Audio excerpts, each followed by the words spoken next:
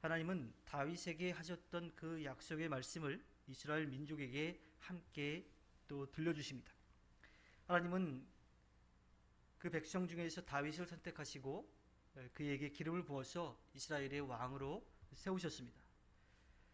다윗을 왕으로 세우신 하나님은 그를 붙들어 주시고 그를 강하게 하셨죠. 원수와 악한 자들의 손에서 그를 지키셨고 대적들을 물리치게 하셨습니다. 하나님은 선택하신 종을 버리지 않고 약속한 대로 그대로 지키시고 돌보아 주시고 이루어 주시는 분이십니다. 하나님은 사랑과 신실하심으로 약속하신 그대로 다윗을 지키고 돌보아 주셨던 거죠. 그의 왕권을 견고하게 해주셨으며 바다와 강들까지도 그의 손에 맡겨 주셨습니다. 다윗은 겸손한 마음으로 하나님의 약속대로 그것을 믿고 떠나갔을 때 이스라엘의 가장 위대한 왕으로 남을 수 있게 되었습니다. 그런데 반대로 사울은 하나님의 부름을 받고 하나님의 기름 부음을 받았지만 스스로 높아지려고 하는 교만함 때문에 결국 하나님의 징계를 피할 수가 없었던 거죠. 물론 다윗이 완전한 그런 왕의 모습으로 또 하나님의 사람으로 살아가지는 못했지만 그가 하나님의 기름 부음 가운데 겸손한 마음으로 하나님을 따라갔을 때에 하나님께서 약속해 주신 것을 다 이루는, 하나님께서 이루시는 것을 받았던 것을 기억하며 하나님의 신실하심 또 그 하나님의 사랑을 기억하는 우리의 삶이 되기를 소망합니다. 자녀들을 양육해 가다 보면 사랑의 매라고 하는 것이 꼭 필요하다라고 이야기를 합니다. 자녀들이 말을 잘 듣고 순종만 하면 참 좋겠는데 그렇지 못한 거지요. 우리가 하나님 앞에 연약하고 부족한 모습이듯이 자녀들도 부모님이 보기에 부족하고 연약한 모습들이 있습니다. 그래서 잘못한 것을 알려주기 위해서 바른 길로 이끌어가기 위해서 사랑의 매가 꼭 필요한 거죠. 그런데 때로는 사람이기 때문에 감정이 앞설 때가 있어요. 사랑의 매라고 하지만 감정이 실린 폭력이 될 수도 있고요. 말도 그럴 수 있어요. 사람들은 그럴 수 있는데 이 사랑의 매를 아주 정확하게 잘 사용하는 분이 계십니다. 바로 하나님이시죠. 하나님이 우리의 아빠 아버지가 되셔서 우리가 잘못된 길로 갔을 때에 사랑의 매를 들어 혼내시고 바른 길로 돌아오도록 하시는 겁니다. 하나님의 자녀가 죄를 지으면 하나님은 가만히 계시지 않습니다. 오래 참으시다가도 아주 무섭게 회초리를 드시죠. 또 때로는 강하게 채찍을 준비하시는 경우들도 있습니다.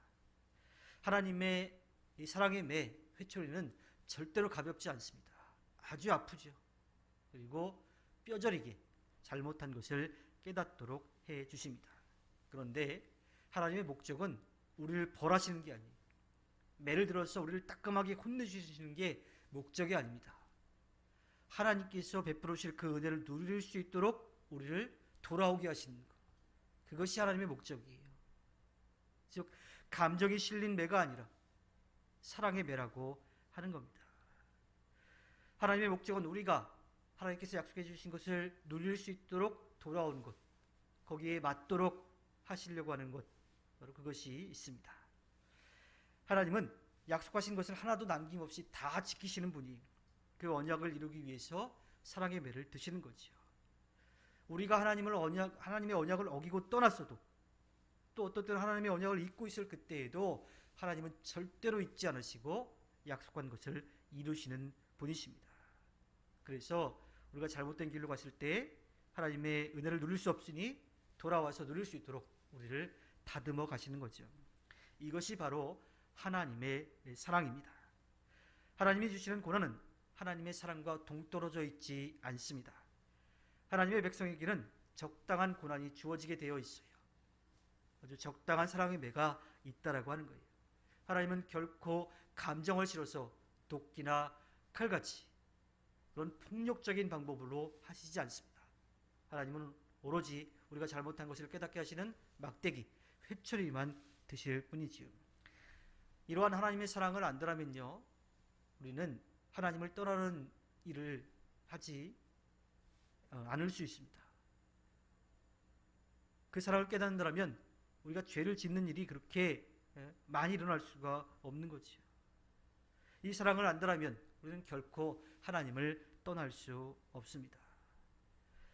이러한 하나님의 그 큰 사랑을 아는 사람들은요, 실수해서 잘못해서 회초리에 맞았을 때 그 따끔한 아픔 때문에 눈물을 흘리기도 하지만 그 하나님의 끝없는 사랑, 그 큰 사랑 때문에 감사의 눈물을 흘리기도 합니다. 하나님의 회초리 너머에는 우리를 사랑하시는 그 마음이 있음을 분명하게 기억하고 잘못해서 회초리로 맞았을 때에 돌아서서 하나님 앞에 기쁨을 드리는 그러한 삶이 되기를 소망합니다. 감정이 아니라 사랑의 매를 드시는 하나님을 바라보며 하나님 앞에 기쁨을 드리는 우리 모두의 삶이 되기를 원합니다. 하나님께서 허락해 주신 오늘 하루를 살아갈 때 언제나 우리를 옳은 길로 이끌어 가시는 그 하나님을 믿고 나아가 승리하는 꿈미래 모든 분들이 되기를 주님의 이름으로 부탁드립니다. 기도하겠습니다.